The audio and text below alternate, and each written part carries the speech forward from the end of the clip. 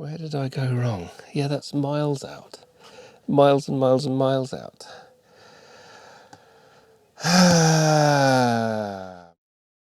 So this video is going to be about fitting the front wheel to the forks and then fitting the forks to the frame. I've got the yokes fitted to the frame with the ball bearing, and now it's onto the front wheel, which since I built it, I fitted the front tyre. It's not quite right yet because this part of the tyre is not coming out from the rim, so I'm going to have to try and reseat this at some point. But anyway, it's more or less on there. And I've realised what's wrong with the front hub. If you watch my earlier video, you'll see that when I had the front brake on it, and I tightened it up, it wasn't turning. It was binding up, and the reason for that is because there's a spacer missing from that sits on top of the bearing like that. And the reason that's missing is this hub is designed for an axle that's permanently fitted in it. So an axle more like this one. I found this in the box of bits that came with the bike, and I thought this might have been the axle, but it isn't. But yeah, it's designed to be permanently fitted and then fitted into some, forks with a U shape or something like that. Whereas the forks I've got, you can't slide the axle into it. They have to go. It has to go through. The other problem with that is there's no spacer in between the two bearings. So that means if you tighten it up too much, if you squeeze everything together too much, it will put an axial load on the bearing, which is not good for them. So I've got to do several things. I've got to put a spacer in between the two bearings. So I've got to cut this piece of tubing which the axle will go through, cut this to the right length to fit between the two bearings.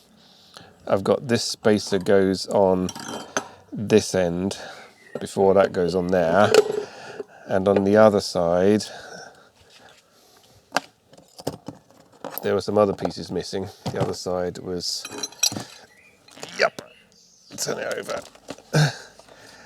There was this piece missing, which also, if you don't fit the right spacer, will bind up. So that goes in there like that, and then that keeps it able to turn around. As a result of having to fit this, everything is in a slightly different place. So the original measurements I made for this shaft were not right, and to correct it, I need to reduce the length of this spacer. This what do we call it? This kind of sleeve thing. I've got to reduce the length of that somewhat. The other thing that was happening was that this was tightening up to the end of it to be at the end of the thread. So that was why it was getting tight, because there was no more thread left. And the mistake would be this should have been threadless for the last piece of here. So yeah, I made a few mistakes on the design.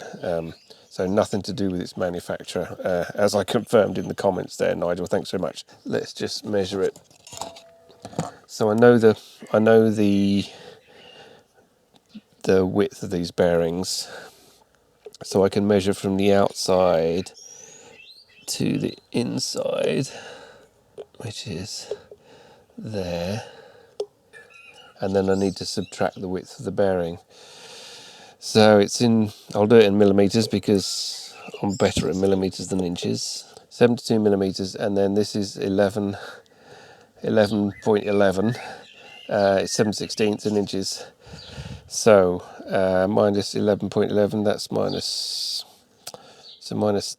10 takes me to 62. Minus 11 would be 61. So this is like 60.89. Measure 3 times, cut 1 time. 72.0 minus 11.11.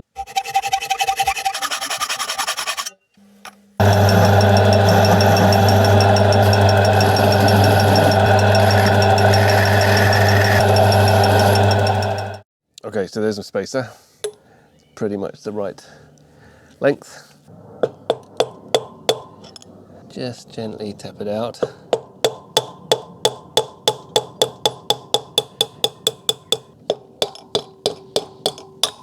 There we are.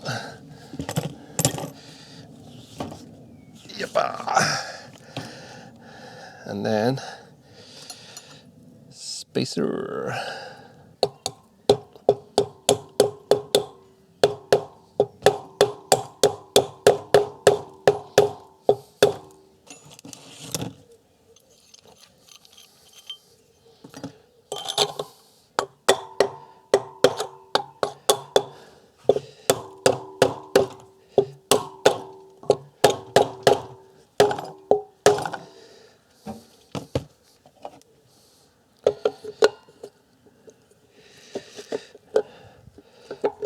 What have I done wrong? Have I measured it wrong?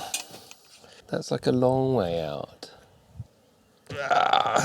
What's that about measuring? How many times you have to measure it? I've made a mistake in the measurements somewhere.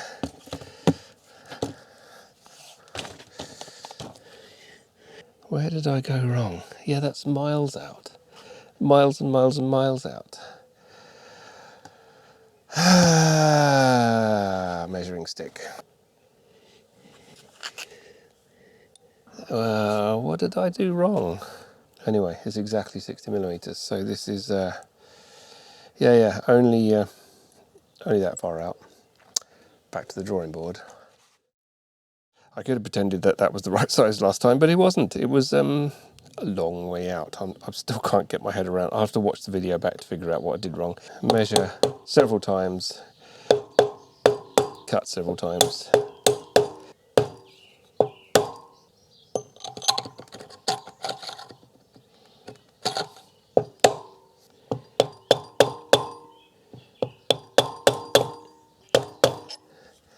There.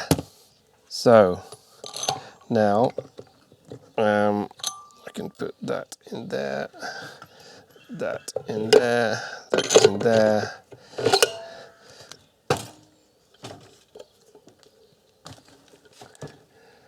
Nice spacer on there.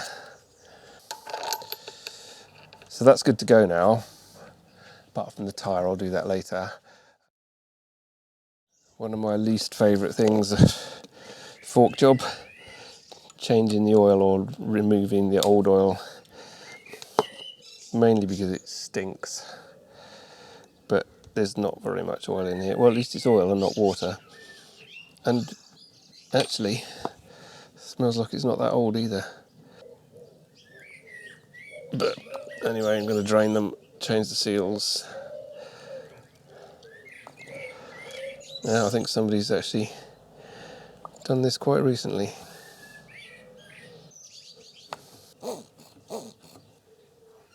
Actually, hold it like this.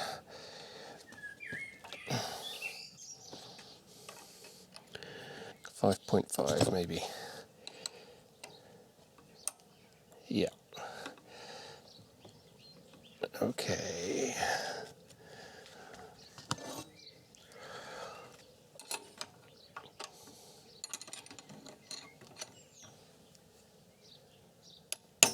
Yeah. Fairly straightforward. Watch me drop it into the oil below now.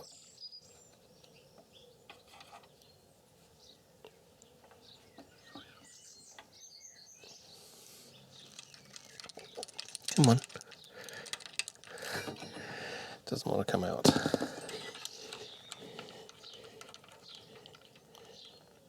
There we go. Normally there's a copper washer on there. It's probably still in the fork. Right, now this top one, 29 millimeters. These have definitely, somebody's been in here not that long ago. I don't think there's going to be a huge amount of spring tension in this. Sassy.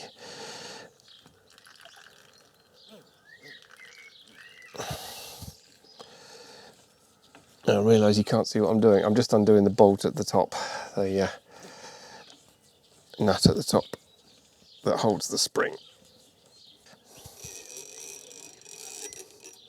Spring, nut at the top.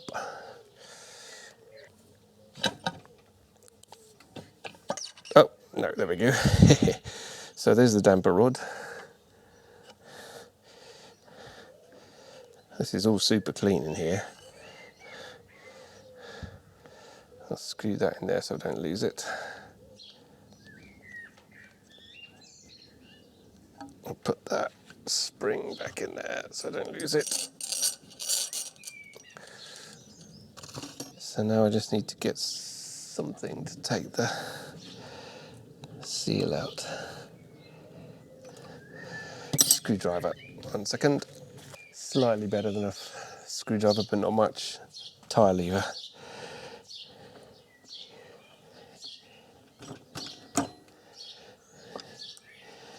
Let's split the seal. It's either a giant sort of seal that I've not seen before, or there's two, or there's some kind of bushing. Not seen a seal like this before. It's about 10 millimeters deep.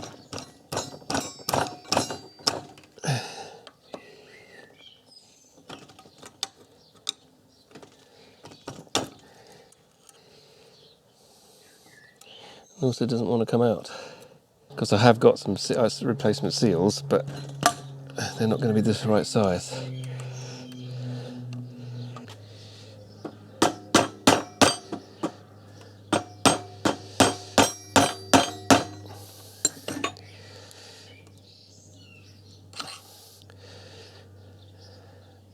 Or there are two of them.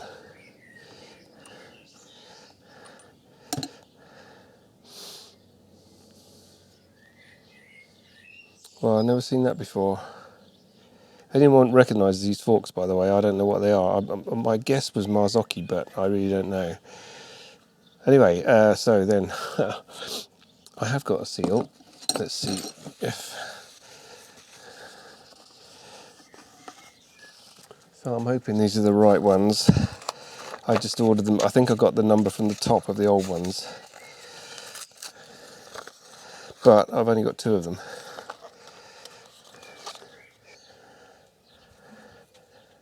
And yeah, they're the same. The same, but I need to order another pair.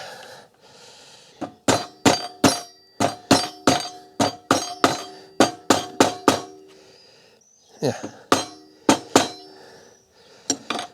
Comes with a packet of grease.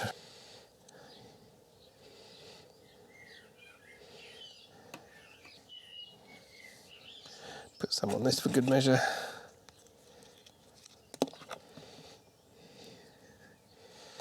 And the dust seal. Is that going to just... I won't go too far. There we go, right. So, gently, gently.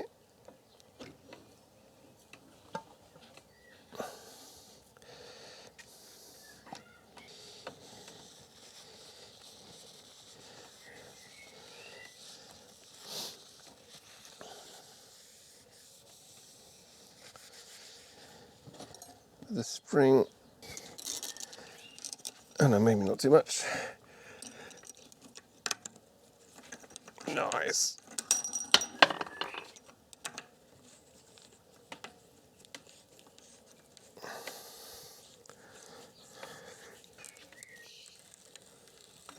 Ooh.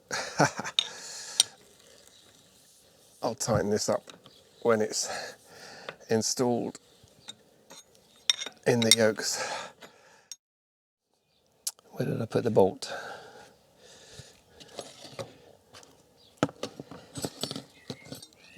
There. So I may not be able to tighten this up. Sometimes you have to get an impact driver to do this one. But let's see. No, it won't tighten up that, so I'll get an impact driver on that in a bit. But then, yeah, that's basically that fork with a new seal on it now. There's no need for any bushings or anything like that. There's no play in them. So yeah, I'll do the other one off camera, and then next will be to assemble. So I'm going to fit the bottom yoke and then the top yoke, and these are old-fashioned. It has ball bearings that you have to kind of hold in place with grease. So I'll put some grease in the bottom there. I've got the cone, get it right, yes, the cone. The cup's got some grease in. The cone here is with some balls, more balls in the top. I've got the top cone here and a nut to put on the end there on the top, and the top yoke. So hopefully without displacing any of the balls, it goes in there, top cone, and then I reach over here for the top yoke, and then I find out, oh, there we go, a bit more, there, that's it, nut on the top,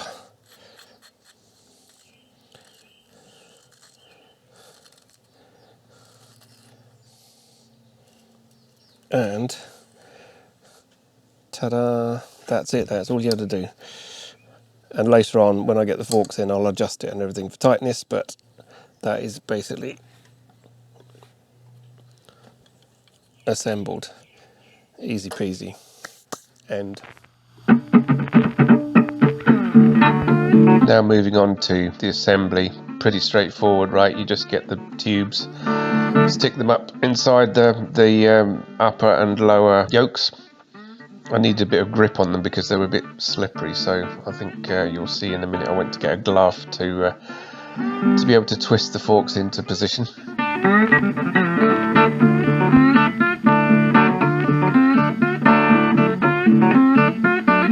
There's the glove, welding glove.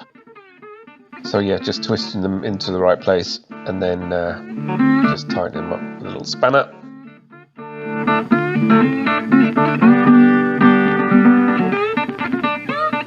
Fitting the front wheel was a little tricky here because of all the spacer arrangement and everything, and the fact that the axle isn't located in the wheel before you put it in between the forks. It's a little bit fiddly.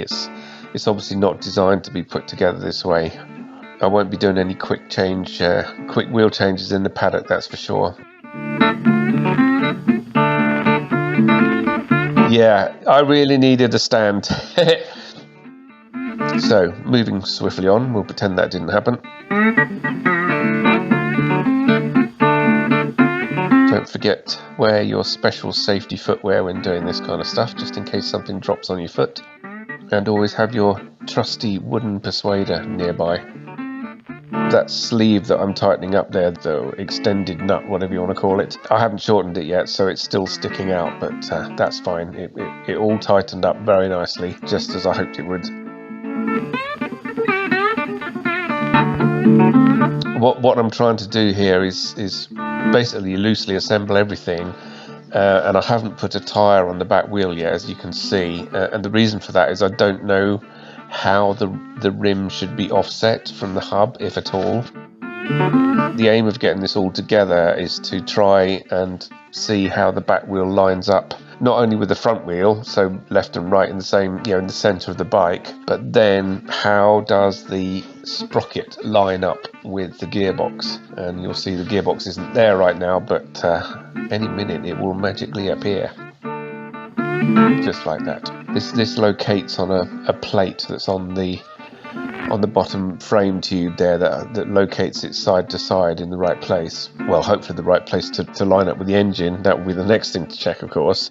I'm just trying to see what the chain alignment's going to be like here. As you get that wrong, the chain wears out pretty quick, amongst other things, and it's just generally not a good thing to have. So I'm just trying to assemble the gearbox enough to get the final output shaft on, the one that has both the clutch and the final drive sprocket. I had a little bit of difficulty with this because Velocette clutches, apart from anything else.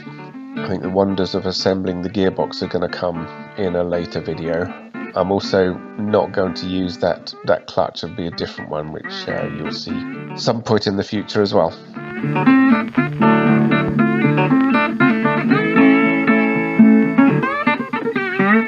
yeah, got a straight edge here to check, to line up against the sprockets and see whether they work. I think at this point I was just checking that the gearbox shaft really was in the right place. And also there are various spacers, etc. for the rear axle that I was trying to figure out which was the right way round they all go. Finally, when I was fairly sure I'd got the wheel right, I went and got one of the suspension legs to put it on so I could just see that nothing was going to hit anything else. This bike it's a complete special. It's basically a rigid frame, but someone has modified it to put a swinging arm on it and making it rear suspension. And the forks are completely not from this bike as well. I think this probably had girder forks at the beginning. Somebody's used this to make a little racer, and I thought it'd be a good thing to put it together and just see how it goes. So I think we're approaching the end now. Yeah, have a sit down and contemplate the future. If you got this far, thanks very much for watching. I hope you enjoyed it, and see you on the next one.